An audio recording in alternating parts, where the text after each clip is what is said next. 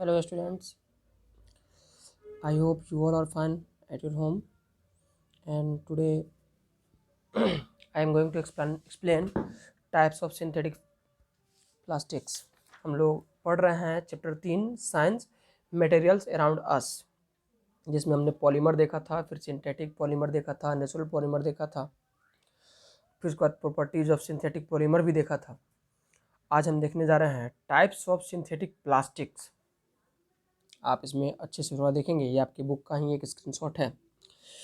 तो इसमें कह रहा है कि synthetic plastics are two classes, इनको दो भागों में बांटा गया है। जैसे फाइबर को दो भागों में बांटा गया था, उसी तरह सिंथेटिक प्लास्टिक्स को भी दो भागों में बांटा जाता है, एक थर्मोप्लास्टिक और एक थर्मोसेटिंग प्लास्टिक्स। एक थर्मोप्लास्टिक और एक थर्मोसेटिंग प्लास्टिक। कह रहा है कि there are plastics polymer which can be is these are the plastic polymer which can be easily molded into desired shape by heating and subsequent cooling at room temperature. They are capable to undergo such reversible changes on heating and cooling rapidly. The molded materials can be reused by gently heating. For example, polythene. इसमें कह रहा है कि thermoplastic का मतलब होता है कि ये एक ऐसा मटेरियल है जिसको हम अपने डिज़ायर के अनुसार किसी भी शेप में, किसी भी आकार में बदल सकते हैं। कैसे? तो उसको गर्म करके, पिघला करके और उसको एक शेप में दे सकते हैं, क्योंकि जब उसको गर्म करेंगे तो वो पिघल जाएगा और पिघल के फिर उसको हम अपने डिजायर्ड शेप वाले सांचे में ढाल देंगे और फिर उसको ठंडा करेंगे। ध्यान दें स्टूडेंट्स, आप यहाँ पे देख रहे होंगे लिखा है cooling to room temperature. Room temperature पे कूल करना है, ये नहीं कि उसको फ्रिज में डाल दिए, ऐसा कुछ नहीं होता है। और अगर मान लीजिए कि हमने उसको जो शेप दिया है वो शेप जो है हमको उससे भी बदल देना है, तो हम चाहें तो इसको पुनः वैसे ही चेंज भी कर सकते हैं। तो इनको दोबारा से हम चेंज भी कर सकते हैं। वहीं बोल रहा है यहाँ पे कि रिवर्सिबल चेंज, यानी ये दोनों तरफ से, अगर एक बार बदल गया तो दोबारा भी फिर वापस से उस शेप में भी लाया जा सकता है। जैसे इसका एग्जाम्पल के लिए आपको नीचे दिया हुआ है पॉलीथीन, पॉलीस्ट्रीन, पॉलीविनाइल क्लोराइड। अब आते हैं दूसरा, थर्मोसेटिंग प्लास्टिक क्या होता है। थर्मोसेटिंग प्लास्टिक जो होता है वो प्लास्टिक मटेरियल का ही एक टाइप होता है, जिसको जनरली हीटिंग और मोल्डिंग से ऑब्टेन यानी प्राप्त किया जाता है, जो कि विच become hard and infusible and can not be remoulded again. मतलब कह रहा है कि ये वैसा प्लास्टिक से बना होता है जिसको हम अपने डिजायर्ड शेप में बना तो पाएंगे, लेकिन इसमें एक समस्या ये है कि ये एक बार अगर बन गया तो हम दोबारा से इसको वापस अपने फिर से पुराने वाले शेप में नहीं ला सकते हैं। यानी एक बार अगर ये चेंज हो गया तो ये पूरी तरह से हार्ड हो चुका होता है और इसको फिर से चेंज वापस से नहीं लाया जा सकता है। जैसे आपको दिखाता हूँ मैं, स्विचेज आपके आसपास का सबसे अच्छा एग्जांपल है स्विच। इलेक्ट्रिक स्विच जो होता है उसको एक बार अगर स्विच बना दिया गया तो फिर अब दोबारा से उसको गला करके वापस से फिर कोई और नहीं बनाया जा सकता है। Cup, plates, crockery, television body, telephone sets, ये सभी जो है वो हार्ड प्लास्टिक से बने होते हैं। तो इनको एक बार अगर बदल दिया गया तो दोबारा इनको वापस से पुराने शेप में नहीं बदला जा सकता है। और जबकि थर्मोप्लास्टिक को जब चाहे तब अपने डिजायर्ड शेप में बदल सकते हैं। जैसे मान लीजिए कुर्सी है, तो देखिएगा आपके घर पे जो कूड़ा कबाड़ उठाने वाले भी आते हैं वो उस प्लास्टिक को ले जाते हैं, क्योंकि वो सारे प्लास्टिक को एक जगह स्टोर किया जाता है और फिर से वापस फैक्ट्री में भेज दिया जाता है, ताकि उसको फिर से अपने डिजायर्ड शेप में वापस से उसको लाया जा सके। तो उसको दोबारा यूज़ भी किया जा सकता है। बट इन सारी चीज़ों को, जैसे टेलीविज़न सेट हो गया, टेलीफोन सेट हो गया, या फिर इलेक्ट्रिक स्विच हो गया, इलेक्ट्रिक अप्लायंस हो गया, तो ये सारे जो प्लास्टिक थर्मोसेटिंग प्लास्टिक से बने होते हैं, तो इनको दोबारा यूज में लाया जाना संभव नहीं है। तो ये हो गया आपको टाइप्स ऑफ सिंथेटिक पॉलीमर का। अब हम लोग देखने चलते हैं, इसके बाद है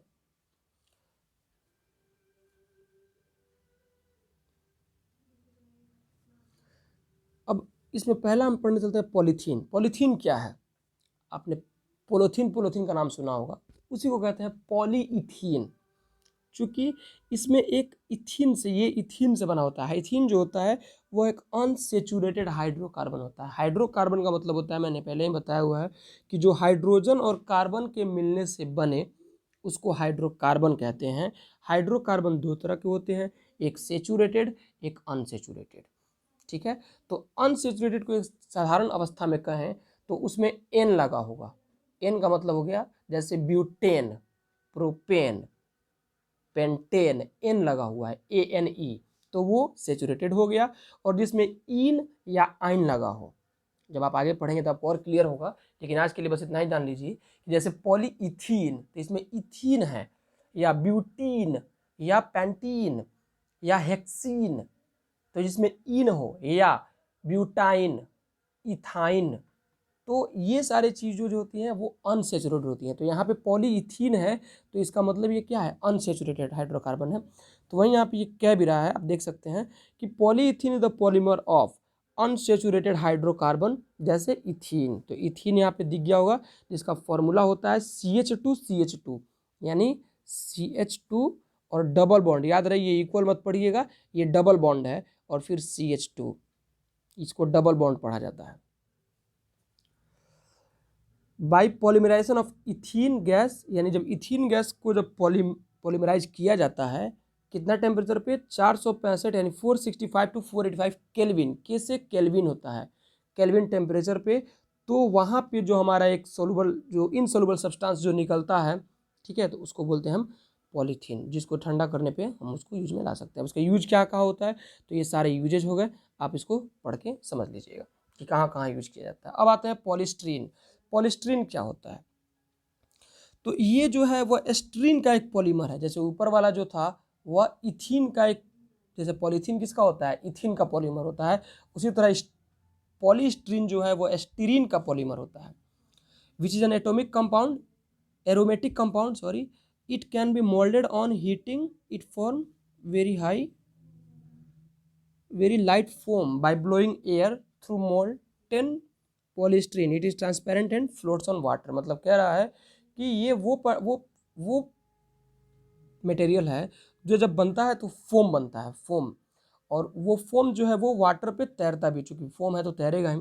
और ये इसलिए फोम बनता है क्योंकि जब इसको बनाया जाता है तो इसमें एक एयर का प्रेशर दिया जाता है, तो वहीं एयर प्रेशर जो है वो फोम बनाता है स्ट्रीन का, तो वहीं बनता है पॉलीस्ट्रीन। अब इसका यूज कहाँ होता है, तो ये यहाँ पे यूजेज आपको लिखा हुआ है, आप इसको कर लेंगे। नेक्स्ट चलते हैं हम लोग, तीसरा नंबर है पॉलीविनाइल क्लोराइड, जिसको PVC के नाम से भी जाना जाता है। आपने देखा होगा इलेक्ट्रिक वायर के ऊपर लिखा होता है PVC, पॉलीविनाइल क्लोराइड। ये जो होता है ये इंसुलेटर होता है, इसीलिए इसको तार के ऊपर भी लगाया जाता है, रेसिस्टेंट होता है। तो ये एक मोनोमर है। Polyvinyl chloride is the unit of vinyl chloride, यानी एक विनाइल क्लोराइड का एक यूनिट है। जैसे विनाइल क्लोराइड जो आपको मिलेगा, it is the prepared by heating vinyl chloride. ये कैसे बनता है, जब विनाइल क्लोराइड को हीट किया जाता है तो बनता है पॉलीविनाइल क्लोराइड। ओके, लेकिन ध्यान दें इसमें एक चीज, इन प्रेजेंस ऑफ डाइबेंजोल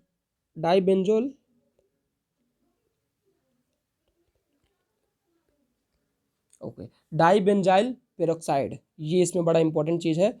इसमें जैसे को देखिएगा, इसमें प्रेजेंस में, यानी कह रहा है कि जब विनाइल क्लोराइड को डाइबेंजाइल पेरोक्साइड के प्रेजेंस में हीट करते हैं तो बनता है पॉलीविनाइल क्लोराइड। ओके स्टूडेंट्स, तो इसका यूज कहाँ होता है, तो आप यहाँ पे सारे यूजेज को देख सकते हैं। मैंने कहा था ना कि इसका यूज इलेक्ट्रिक वायर्स में किया जाता है, इंसुलेटर होता है, इंसुलेशन में। ओके नेक्स्ट, अब है पॉलीप्रोपिलीन। तो पॉलीप्रोपिलीन क्या होता है, तो ये प्रोपाइलीन का एक यूनिट होता है। ठीक है स्टूडेंट्स, प्रोपाइलीन भी एक हाइड्रोकार्बन है, तो आगे आपको मिलेगा वो भी कि ये प्रोपाइलीन क्या होता है, बस समझ लीजिए कि हाइड्रोकार्बन है, तो इसका ही एक यूनिट होता है। तो जब इसको बनाने का प्रोसेस है कि it is manufactured by passing propylene through insert solvent containing Jailer Natta catalyst. Okay, इसमें इसको बनाने के लिए आपको एक कैटलिस्ट डालना होगा। यहाँ देखिए कैटलिस्ट कैसे लिखते हैं, जब केमिकल रिएक्शन लिखा जाता है तो एरो के नीचे लिखा होता है कैटलिस्ट। कैटलिस्ट का मतलब होता है कि ये केमिकल रिएक्शन में भाग तो लेते हैं लेकिन केमिकल रिएक्शन को इफेक्ट नहीं करते हैं। यानी ये भाग लेंगे बट इसको इफेक्ट में नहीं लाएंगे।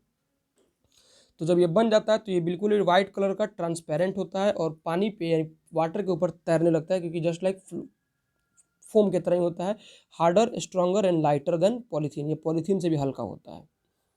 ओके स्टूडेंट्स, अब इसका यूज है यहाँ पे दिया हुआ है और इसका यूज यहाँ भी आपको लिखने को मिलेगा। ओके स्टूडेंट्स, अब है टेफ्लॉन। टेफ्लॉन क्या होता है, या इसको एक और चीज़ कहते हैं पॉलीटेट्राफ्लोरोइथेन। याद है स्टूडेंट्स, इसका नाम है पॉलीटेट्राफ्लोरोइथेन, इथीन सॉरी। तो ये भी एक मोनोमर है, किसका, तो ये मोनोमर होता है टेट्राफ्लोरोइथाइलिन का। ये एक मोनोमर है यानी एक यूनिट है, टेट्राफ्लोरोइथाइलिन का एक यूनिट है और इसको बनाने का प्रोसेस भी बिल्कुल इजी है। टेट्राफ्लोरोइथेन को जब गर्म करेंगे तो उसमें एक हमको याद देना होगा, उसमें प्रेशर इन द प्रेशर में और अमोनियम पेरोक्सल्फेट, इन दोनों के चीज़ों में जब इसको यूज किया जाता है, जब हीट किया जाता है तो बनता है टेफ्लॉन। ये उसका केमिकल रिएक्शन है और इसका यूज कहाँ है, तो इसका यूज है यहाँ पे, आप इसको पढ़ लीजिएगा। बस आज के लिए इतना ही। नेक्स्ट वीडियो आपको तुरंत ही प्रोवाइड की जाएगी। इसके बाद हमारा टॉपिक है सिंथेटिक फाइबर। आप लोग घर पे इसको ज़रूर रीड कर लेंगे।